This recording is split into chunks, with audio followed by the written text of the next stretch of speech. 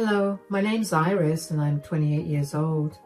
A few months ago, I found out why my leech of a sister-in-law hated me for so long.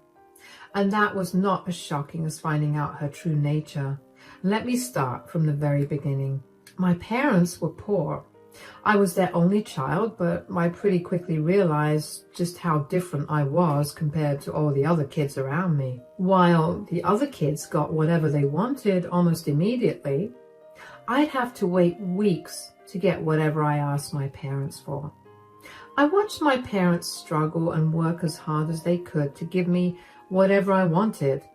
Every time I felt bad for putting so much more pressure on them, they'd tell me to repay them by studying as hard as I could. They didn't even let me work more than I needed to when I turned 16 because they wanted me to focus on my education so I could go further in life. Naturally, I worked as hard as I could on my education. My dad was a janitor at my school, which was a pretty prestigious private school, by the way, that had classes from the first grade all the way to senior year of high school. Because of his position at the school, I was given admission at a very low cost. I made the best use of my time at the school and worked so hard that I became the valedictorian when I graduated. Because of my grades, I was able to get into a great college with a full ride. It was a 3-hour drive away from home, and even though I did not want to leave my parents behind, I knew that if I wanted to truly help my parents, I had to leave. I worked really hard during college as well and managed to secure a great job through an internship that I was supposed to complete for my course. I then began to save up my money and eventually found an even better job with great pay. I spent another year or so collecting money, and when I had a sizable amount, I gave it back to my parents as a token of my gratitude.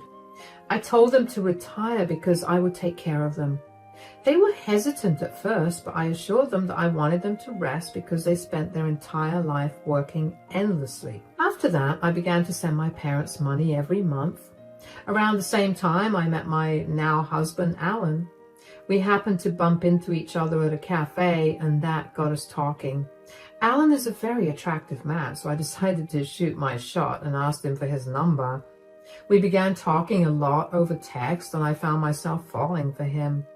We went out on a lot of dates until we made our relationship official. We moved in together after dating for 8 months, and life has been great for us. About 1 year into our relationship, one day, Alan got a call. He picked up and went to speak to the person in the other room. When he came back, he looked upset, so I asked him who he had been talking to. "Who was that on the phone? Why do you look so upset?" "Oh, I just got a call from Mom." "Oh? Why are you upset about it? I mean, aren't you really close to her?" "Yeah, I love my mom and I'll do everything I can for her. I was just not particularly happy about her request this time." "Why? What did she ask?" "My sister's throwing a dinner party because she got a job this week and my mom wanted me to attend it." "Wait, didn't your sister get a job like 2 months ago?" "Yeah, but she lost it a month ago and now she got a new one, so she's celebrating it apparently." "That's good though. Why don't you want to go?" "I don't exactly have the best relationship with her." "Why?" "I mean, you don't have to tell me if you don't want to." "The thing is, I want to tell you, but I don't want to start anything in my family if you accidentally slip up. Not that I think you will, I just don't want to take any chances, especially since I haven't even told my mom about it." "That's okay. Could you at least give me a gist about your relationship with your sister? Like, when did it get bad, or why did you leave your mother out of it? I want to be able to help you out in any way I can." "That's really sweet, darling. Well, let's just say I found out some disgusting things about my sister after my dad's passing, and my mom loved my dad way too much. So if she found out about what my sister was hiding, she would excommunicate my sister really fast. My sister depends on my mom whenever she's out of a job, and I didn't necessarily want to hurt my sister when she was grieving too. Eventually, time passed, and now it's just too awkward to bring up again, so I've decided to distance myself from her. Wow, your sister must have done something really bad for you to go this far, huh? Yeah. Does she know that you've been distancing yourself from her? I mean, she hasn't bothered to ask me why I haven't been talking to her. So even if she has noticed it, I don't think she cares about it. My mom figured something was going on, but she strongly believes in not interfering where she doesn't belong. She's resigned to being our middleman and communicates everything about each other to us. That must be hard on your mom, though. I know. This is why I told her I don't want any updates on Darcy unless they're really important. I see. Well, I know I haven't met your mom or sister yet, but do you think I could accompany you to your sister's dinner? I could be there with you as moral support, and I get to meet your family. Really? You would do that for me? Absolutely, darling. That's what I'm here for. Thank you so much. You have no idea how much easier that will make it for me. I couldn't believe that I'd gone so long without knowing this much about Alan's family. I knew that Alan's dad had passed away 2 years ago, and I knew that he had an older sister. I didn't know anything else because Alan was very closed off about his family. I never questioned it because I saw no reason to. Some people have difficult families and it's hard for them to open up, so I never asked him about the subject. I was very curious about what his sister Darcy had done. While Alan didn't directly tell me about what she'd done, I figured that she'd done something money-related. Alan told me that initially even he supported her when she was struggling because she was too embarrassed to keep asking their parents for money. Apparently, after their father's death, Alan stopped helping her out completely. And then 2 years later, he met me and we got together, so he barely bothered to meet with his sister. The only time he saw her was when his mom specifically asked him to be there. Learning all the information made me very wary about my meeting with his mom, Blanche, and his sister, Darcy. I was prepared to be blindsided by something Darcy said, given all the information Alan had given me about her. But I made a commitment and I knew I had to keep it. And that weekend, when we got there, we let ourselves into the house. Darcy and Blanche were sitting in the dining room and they greeted us with big smiles on their faces. Hi, Mom. Hi, Darcy. Congrats on your new job. Oh, thanks a lot. Hi, sweetie. Oh, who's this? Mom, Darcy, this is my girlfriend, Iris. Hello, it's a pleasure to meet you. Oh my God, I can't believe I finally get to meet you. I've heard so much about you, literally. Alan just can't stop talking about you. I hope he's only been telling you good things. Since when did you have a girlfriend, Alan? We've been dating for a year now. A year? How come I haven't heard about this? Well, we don't talk much, so... Mom, why didn't you tell me? I thought you knew, and why would I ever bring up Alan's love life with you anyway? Fine. Tell me more about yourself, Iris. How did you and Alan meet? We met through a dating app. We texted for almost 5 months before we even met in person. After we met in person, we just knew that we were it for each other. That's cute. What about your family history? Darcy, this isn't a job interview. Stop hounding the poor girl. I'm not hounding her. My baby brother's dating someone, something I had no idea about. I just want to make sure that he's making the right decision with the girl he's chosen. That's so rude. Yeah, you don't even talk to me, so who are you to judge if my girlfriend is right for me? Just because we don't talk as much doesn't mean I'm not your sister anymore. It's okay, I can answer her. I have nothing to hide anyway. My parents live about 3 hours away from here. I moved from my hometown to find a better job, which I did. I work as an accountant and I'm doing pretty well for myself. I can't help but notice that you conveniently left out your parents' jobs. I didn't think you'd want to know. Well, you thought wrong. Darcy, stop it. No, it's okay. My parents have retired now and I send them money because I'm really grateful for everything they've done to get me where I am right now. My mom worked as a dishwasher at several restaurants and my dad was a janitor at my school. That's so sweet. You're so kind to send your parents money. I don't think I'm doing anything amazing. I saw how hard my parents worked to make sure I had everything I wanted and just the things I needed. This is quite literally the least I could do for them. Okay, that's enough questions for Iris. Darcy, why don't you tell us about your new job? I could tell that Alan was mad, but if I'm being honest, so was I. I know that I seemed pretty calm in the way that I talked to her, but in my head, I was really mad. I mean, it was one thing to try and get to know someone's partner, but to be so invasive and judgmental was not okay. I don't know how well I could have conveyed Darcy's attitude, but during the entire conversation, she kept looking at me up and down in disgust. For the sake of keeping things cordial between us, I didn't say much for the rest of the dinner. I knew that if I had to have another conversation like the previous one with Darcy, I might have snapped and been mean to her. Instead, I chose to just remain a source of comfort for Alan. On our way back home from dinner, Alan apologized for Darcy's behavior.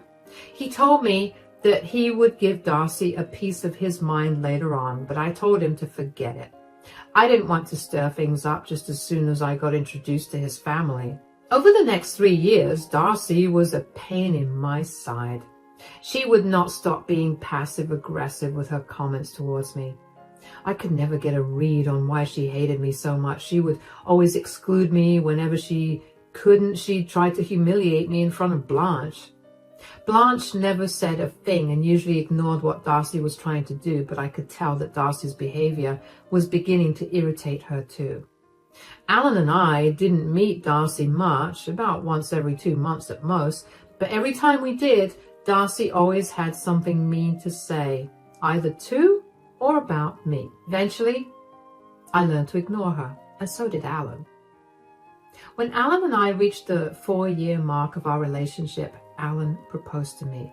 Of course, I called my parents immediately to tell them the news, and they were ecstatic for me. Alan and I decided to host a dinner for Blanche and Darcy that weekend.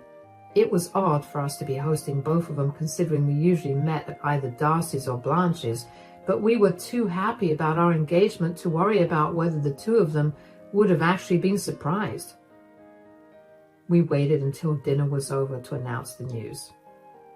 Okay, so we've invited you guys over because we have some news to give you. Oh, I hope it's good news. It's great news.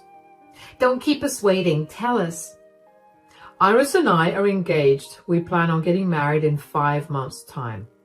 Oh my God, that's wonderful. I was beginning to wonder when you guys would get married. I'm so happy for you two. Congratulations. Thank you so much, Blanche. Yeah, oh, this is good. I want to ask you the real question. How are you guys paying for the wedding? I don't see how that's any of your concern. Look, I'm just looking out for you guys. Didn't Iris say that she was sending her parents money every month? If she keeps that up, how are you guys going to pay? Are you going to take care of all the wedding expenses by yourself, Alan? I have savings of my own, so I can contribute to the wedding expenses. And so what if I covered all the expenses by myself? It's both of your wedding. Why should only one of you be responsible for paying for the whole thing? I don't know about you guys, but that seems like a terrible way to start a marriage. What do you know about a good marriage? You're not even in a relationship, and you've never gotten engaged in any of the relationships you've been in before. You don't have to be so unnecessarily rude. I've seen my friends' marriages fall apart because of poor financial decisions. After you guys get married, are you still going to let Iris send money to her folks? Let? That's her money that she's earning through her hard work. I have no say in how she spends her money, and I would never stop her from spending her parents' money because I love them and want them to be taken care of too.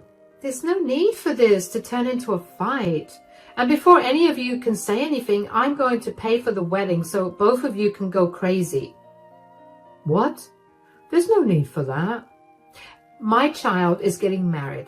It's a once-in-a-lifetime event, and there's no way that I'm not going to pay for the wedding that both of you deserve. How do you know it's a once-in-a-lifetime event? Are you seriously suggesting that Iris and I will split up? You know what? I've had enough of you. Please get out of my house. If you want to come to the wedding, I want an apology, not only to me, but also to Iris. Darcy huffed before leaving the house. I was pretty shaken up by what she said.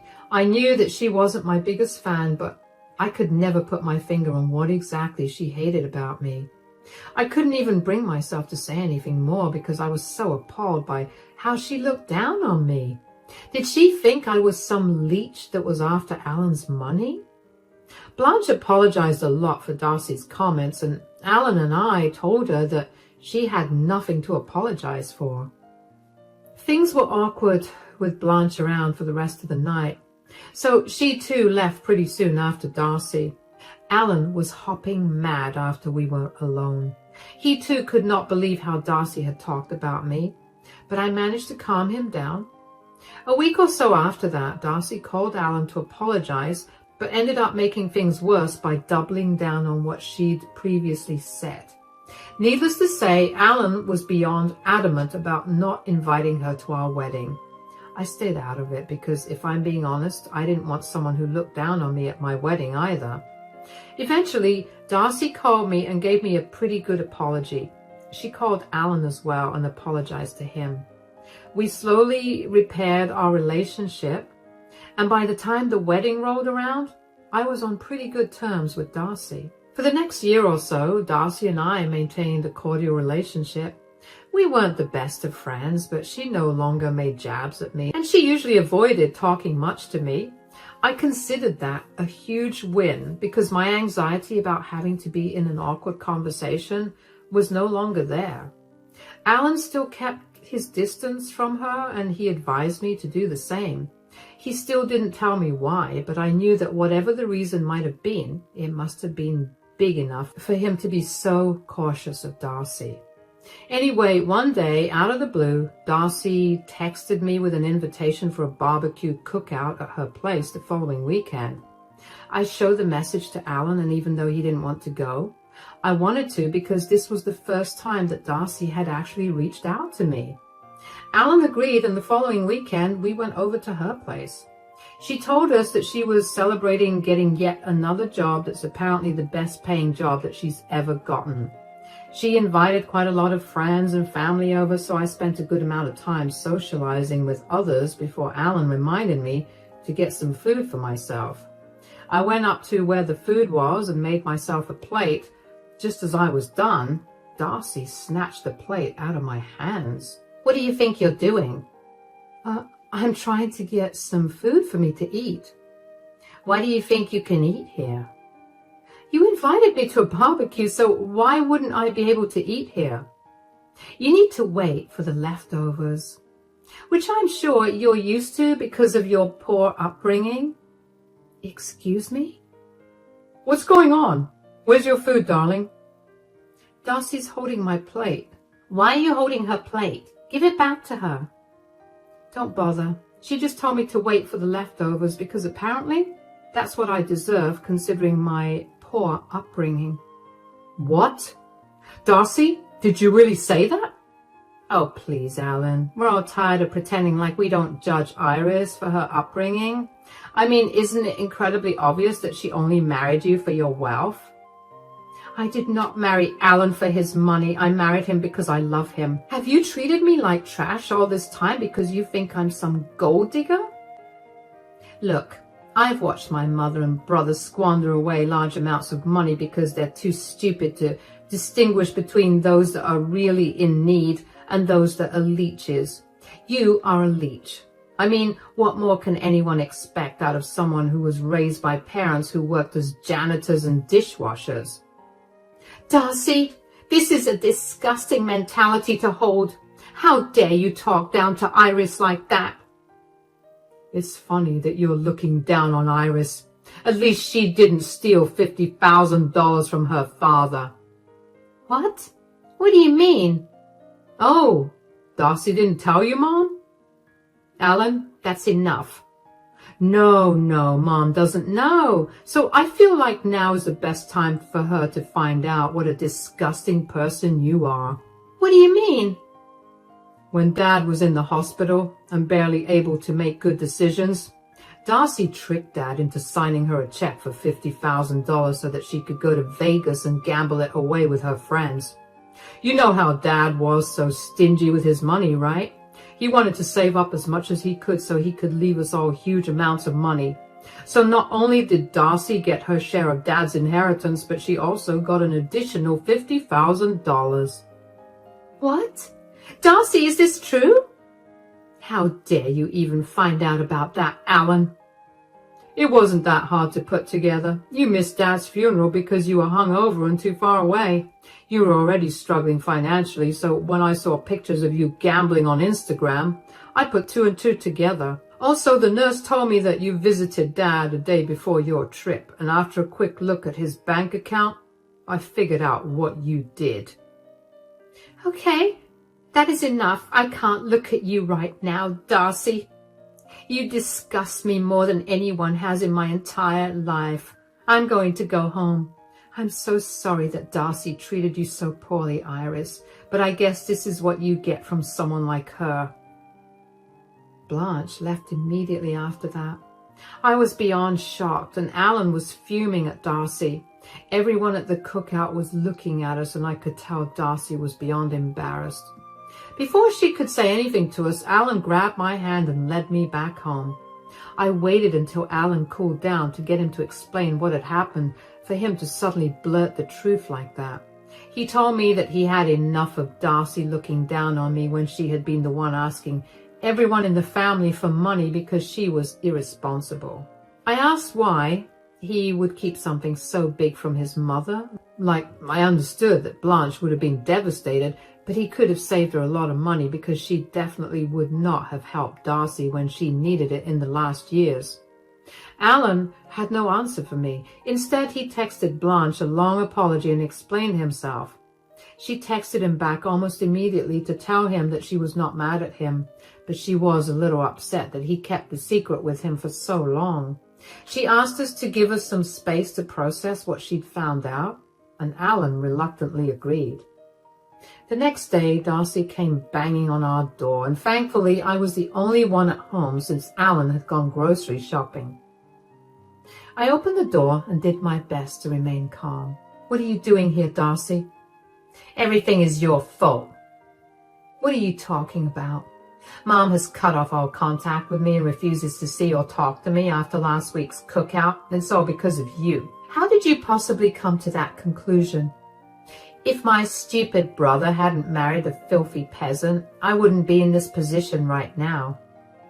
You still haven't let go of your elitism, huh? It's not elitism if I'm simply looking out for my family. You looked out for your family by stealing from your dying father? That is none of your business. You have no right to throw my family issues in my face. And you think it's okay for you to throw my family issues in my face? You think it's okay for you to discriminate against me based on my family history? But God forbid I bring up the single most horrible thing you could do to a dying parent. You've ruined my life. I should have tried harder to convince Alan to leave you. I don't know what kind of life you're living, but I can assure you that no amount of convincing would have made Alan leave me because he truly loves me. Yeah, he loves you and you love his money. Darcy, I didn't even know he came from wealth when I married him. I only found that out after we got married. I just thought you were a jerk, which was why you were treating me badly. I love him for who he is and would never dream of using him for his money. That's clearly something you can't understand, so I get why you're so hung up on the idea that I'm only after his money. What's that supposed to mean? Well, you used your dad for his money. You were using your mom for money. Before he met me, you used Alan for money. People are just ATMs to you. So when I came into the picture and Alan had better things to spend his money on, you felt threatened. You need to get help. And then also get a job that you can hold down for more than 3 months. How dare you talk to me like that? I was only nice to you because you're Alan's sister. I never understood why he barely spoke to you, but out of respect for who you were to him, I bore with your bullying. Now that I know why he doesn't care much for you and why you bullied me, I see no reason to be nice or respectful to you. Both Alan and I want nothing to do with you. Leave us alone. Never come back. And if you bother us again, we will call the cops on you. Goodbye. I slammed the door on Darcy's face because I knew that if I gave her a chance, she would keep talking. Darcy had some audacity to come to my doorstep and blame me for her actions. I was seeing red, but I knew for sure that if Darcy tried to contact us again, I would file a restraining order against her. Luckily for her, Darcy took my threat seriously and didn't try to bother us in person. She did, however, bombard me with texts almost every single day to tell me what a horrible person I was and how her life went downhill the second I came into her family. I ignored those messages and focused on helping Blanche. I didn't get to speak to Blanche after the party for a few days because she insisted that she wanted some time alone. When she finally agreed to have Alan and me over, we rushed over immediately. As soon as Blanche opened the door, I could tell she was not doing good. She told us that she was heartbroken that Darcy treated her late husband that way when he'd done everything he could to provide for her. Darcy had always been a little difficult, but her father had always made sure that she had everything she wanted. In his final years, he decided to not help either of his children out because he wanted to leave them with sizable inheritances. And for Darcy to trick her father into giving her such a large amount, which she just wasted, was absolutely disgusting. Seeing Blanche so hurt only made me angrier. I knew that Blanche was an amazing person, so I was sure that her husband was also a great person, especially since they also raised Alan to be a wonderful man. I couldn't understand how Darcy could have been so heartless to her own family, who had her back through every problem that she created for herself. Blanche also apologized to me over and over again for not standing up for me against Darcy. She told me that she had many talks with Darcy about her attitude towards me, but Darcy would always brush her off.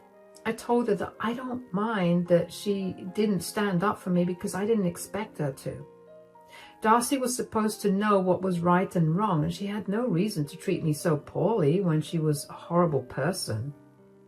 Anyway, Blanche also told us that she had gone completely no contact with Darcy. She refused to help her out, regardless of what problems she was going through.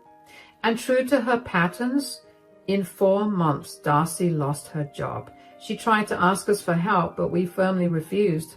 Blanche blocked Darcy everywhere and did not answer the door when she came banging on it. Last I heard, Darcy managed to get some help from her friends, who also quickly got tired of her and stopped talking to her.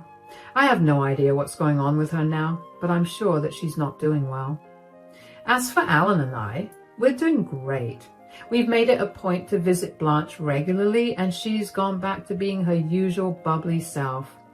We're all happier now, and we've all come to realize just what a burden Darcy had been to all of us. Anyway, we're all onto bigger and better things. Thanks for listening to my story.